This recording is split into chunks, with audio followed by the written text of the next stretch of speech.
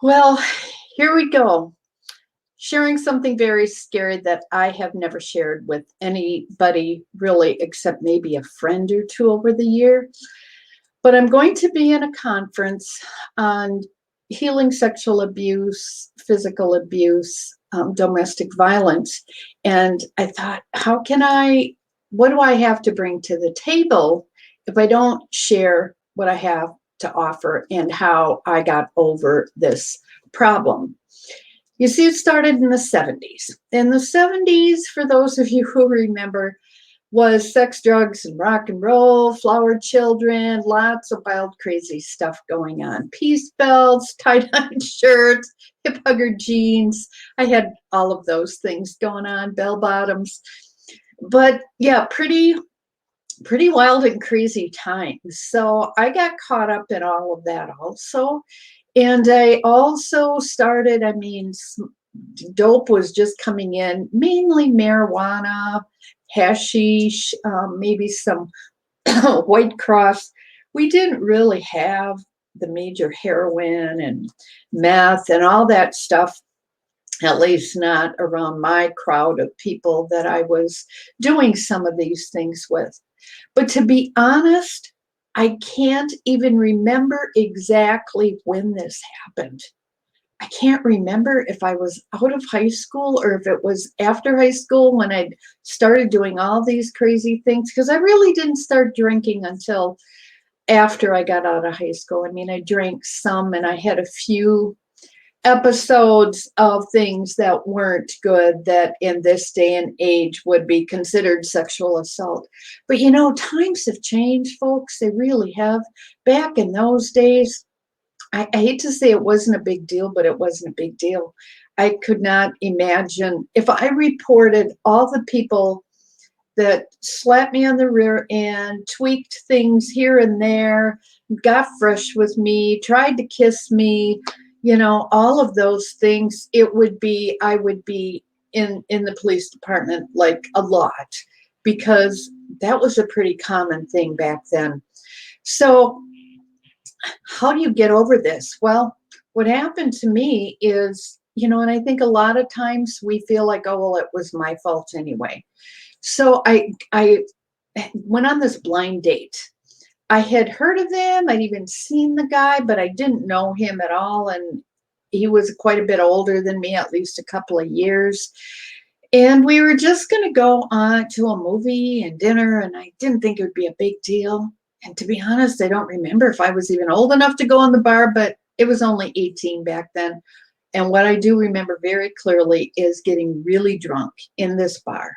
He just kept buying me more and more drinks. And before long, I'm up dancing on the table. In this right now, now that I've been sober all these years, I would not be skinny dipping and dancing on tables these days. That stuff only happened when I was drinking, and there was a price to pay for that.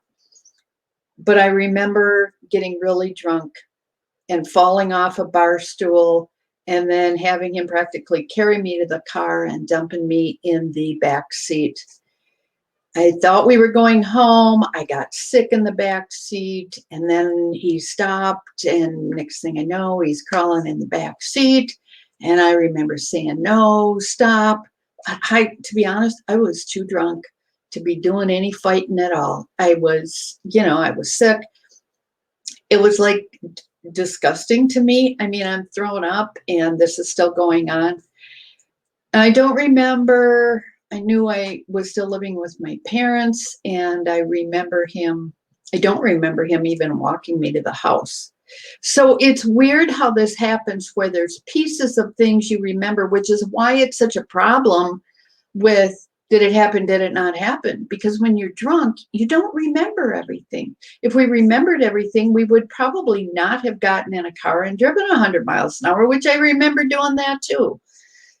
It's a real problem. So how do you get over this? How do you get over the guilt of, well, I invited this, and the anger of this guy was a jerk and he took advantage of me, and I went through this, and there was a lot of stuff that went after that, and a lot of other bad things connected to that, which I'm not going to get into in this video. But how do you get over that?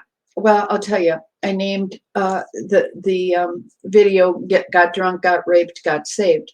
Fortunately, this drove me really to a point where this and a few other things to my knees, where I said, God, I can't take this anymore. The guilt and the shame of a bunch of things that I was doing during those few years that I was drinking and using drugs really got me to a point where I wanted to kill myself. So what do? Do I kill myself? And because of all these things that had happened to me and things that I had done to others, or do I get on my knees and say, God, if you can do something with me, give me a chance. And you know what? He did. It was like a miraculous thing. And I've got plenty of other videos that talk about that conversion experience. But I got to tell you that I was a changed person, had no desire to drink or use drugs again. And it was just an amazing thing for 10 years that I just had no desire to drink or use drugs. And then in like 85, a friend of mine, their church was, they'd have a glass of wine with dinner. And I thought, well, then it must be okay. I was real involved in the church and a church leader and youth director and all those things. But I thought, I can have a glass of wine. If you've got an allergy to alcohol like I do, where you drink and you get drunk, or at least sometimes, and then you black out and then you do stupid stuff. I just, I drank for 10 years again before I realized, okay, here we go again. This is not good.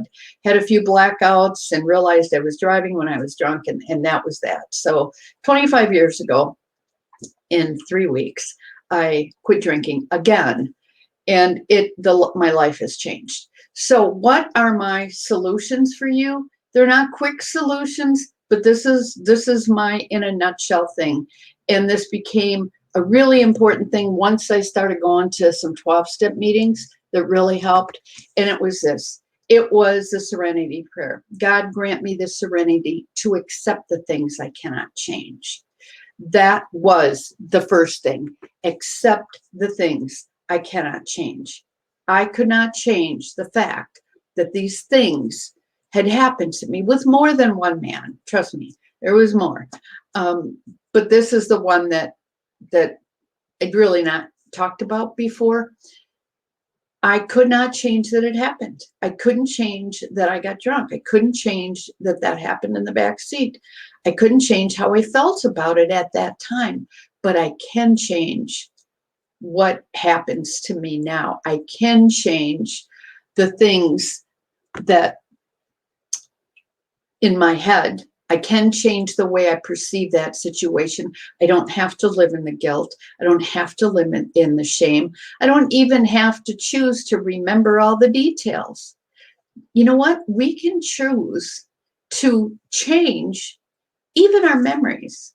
Now, that causes a lot of problem when you're getting into legal stuff and you're wanting to sue somebody and you're wanting to go to court. But I've done a lot of work with my clients on the healing of memories. And sometimes that is the best thing we can do, is to change the way that we think about things. That truly, for me, is the only way to healing, is to change my perception of what went on, put it away, and use that situation to help someone else. So what can I change? I could change the fact that I don't have to have this happen again because I've been drinking. Now, I can't change the fact that it may happen again when I'm not drinking because there's some crazy guy out there with a gun or a knife or something. But I at least don't have to put myself in situations that are going to put me at risk to do that. I can choose not to drink and not to use drugs and not to go out with people that I don't know, that I've met online, that who knows could be serial killers. We can choose to be more cautious. The other thing, how do we know the difference between what I can change and what I can't change? That becomes a challenge for us at times because we get mixed up. We have all these thoughts and feelings and emotions that take some time to get through, which is why this recovery process whether you're recovering from abuse, alcohol, drugs, eating disorders, whatever it might be, an event that happened, a tragedy, COVID, pandemic, whatever it is we are recovering from, trying to get better, trying not to let bother us. It takes time, and it takes other people helping us, whether that other people is God, like it was for me, but that I needed other people to teach me about how I could access the power of God and God's love for me and his forgiveness and all of those things in order to move forward without being burdened down with all this guilt and shame. So this was really a huge tool for me to have people that were helping me to get better, to get past this thing. And then I went back to school, got my master's degree so that I could help others. And now I'm coaching online. I'm working for some other organizations where I can actually do counseling online with people's insurance. So I feel really blessed to be able to help. And there have been many, many people that I have helped to get past this abuse stuff by doing a healing of memories that really does give you freedom to move forward. The other thing that I talk about in some of my other videos and in my courses and in my coaching is understanding your purpose in life. That was the other biggie for me. A 16-year-old girl said, you don't have to live this way. God loves you and has a plan for your life, and it's a good plan, and you'll really be able to help a lot of other people. Now, I haven't talked about this because this really hasn't been my niche to help people. But you know what? I've got something to offer. And there's a lot of you out there that do have problems with alcohol and drugs, that have had situations that have happened that you deeply regret, that you feel like you might have been a part of, or you might have brought on, or maybe you did some things yourself, men and women. This happens to everybody who is, I'm sorry, drinking does cause us, and using drugs does cause us to do crazy things outside of ourselves. So if that's something that you've been caught in, feeling guilty about, trying to change, I can help you.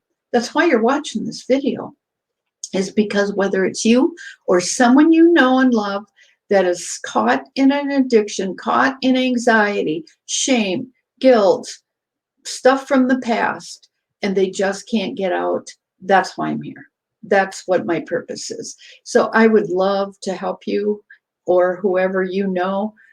I offer free coaching session to get started with this, and you can find me by going to my website at lindalarsonschlitz.com. I also wrote a 12-step Christian meditation book. It's not Christian, it is got Bible verses, but whether you are a Christian believer or not, I can guarantee you this will help you. I've got a lot of atheists reading this that find that part where I write down what God is speaking to me, a little strange at times, but for those of you who do believe that God does still speak to us in ways that we can understand, I can guarantee you this is going to be a help, because God really did change my life by helping me to have, like it says in the 12-step program, step 11, conscious contact with God, praying only for the knowledge of his will for us and the power to carry that out. I now have the power to overcome these things that used to keep me in bondage and keep me crazy. I don't want to be crazy anymore. I don't want to live in the insanity of doing the same thing over and over again, expecting different results. So now I've turned all that stuff into a career to help others. It's awesome, and you can do the same. So I'd love to help you with that. Just get a hold of me, and we can get started right away. God bless you.